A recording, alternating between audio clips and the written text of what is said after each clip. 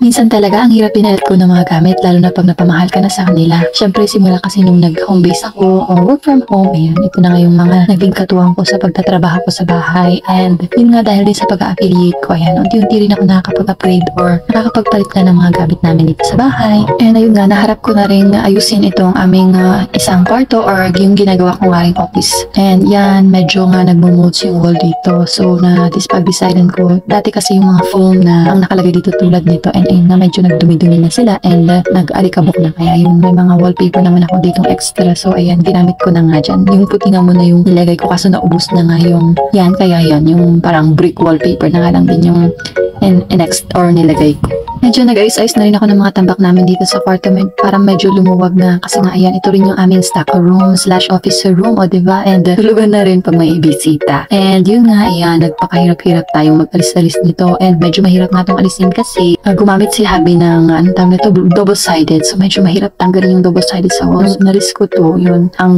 bala ko na lang is lagyan din siya ng wallpaper na kakulay din na nitong wall para clear lang siya. And ayan nga, dahil nga medyo mahirap nang tanggalin itong mga ito. So ang pangit naman pag ganyan siya ang itsura. Sabi ni Habi yung parang brick wall na lang daw yung ilagay. Pero ako parang hindi naman maganda kasi blue yung other paligid niya. So yun, meron akong binili dito na medyo kakulay din ng wall namin na wallpaper. So yun na lang din yung gagamitin ko dito para clear lang siya, bright lang siya, ganon. Medyo natatakot nga ako dito sa sinasampaan ko kasi wala nga kaming ladder, kaya yan, upuan lang din yung sinasampaan ko pag ito ang medyo matataas yung mga kailangan abutin. Mag-isa ko nga lang din itong ginawa, and ayun, buti at nagawa naman, and buti maganda rin itong wallpaper, hindi siya yung lumitikit agad, natatanggal siya, and madali lang din siya ikabit dito. So medyo manipis to, nakikita yung mga parang tumi sa likod, kaya ang ginawa ko is dinoble ko na nga lang din to, and gumamit na nga lang din ako ng parang old ATM na para mapang-flatten doon nga sa wallpaper. Si Abby kasi pinag-alaga ko sa mga bata para din makapag-concentrate ako mag-ayos nito, and para ngayon hindi sila manggulo-gulo. Mas nakakapagtrabaho din ba kayo pag walang istorbo?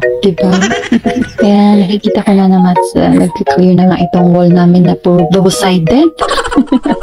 So ayun, hindi nga maganda na one layer lang. So ayun, dinoble ko nga para mas makapal yung wallpaper and para hindi nga makita yung mga dumi-dumi dun sa likod. Grabe kasi yung asawa ko nung tinikit niya to, sabi ko gumamit na lang siya ng tawag nito, glue gun, gano'n, glue stick, kasi mas madali nga din yung tanggalin. Pero ayun nga, hindi siya nakinig sa akin.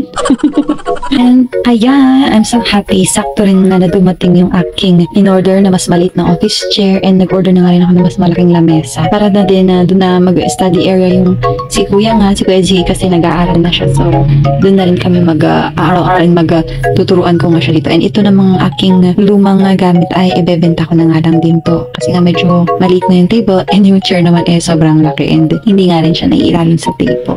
Buti na nga lang din at walang trabaho ngayon si Habi, kaya ayan, natulungan niya ako, and nagawa nga rin namin harapin agad na maayos tong aming mga na-order or itong aming magiging study room, office room, and marami pang iba. O diba, napaka-multi-functional ng aming maliit na room na ito. Tuwang-tuwa nga ako dito sa table na ito kasi grabe, hindi siya kamahalan pero napakatiba niyan, ang easy lang nga i-assemble. And yun nga, itong puti nga yung binili ko. Dati mahilig talaga ako sa gray black, pero nakita ko nga na parang nakakaliwanag o nakakabright pala pag puti yung mga gamit, kaya parang bet ko na nga rin yung maging team puti. Hello sa mga team puti dyan. And ayun, nag-ayos-ayos na rin ako, and naglinis na nitong aking mga ginagamit sa aking pagtuturo. And ayan si Aling Shaneng, naglalaro-laro lang dyan, and syempre nanggugulong na naman. May mga in-order na nga rin pala akong iba pang gamit na pang-ayos dito, and yung pang-cover din dito sa table na ito para na hindi siya magasgasan. Ayun, so ito na ang kinalabasan. Ayan, pa may extra chair dyan. So yan yung upuan ni Kuya pag nag-i-study kami dyan. Ganun. So yun lang po. Maraming salamat.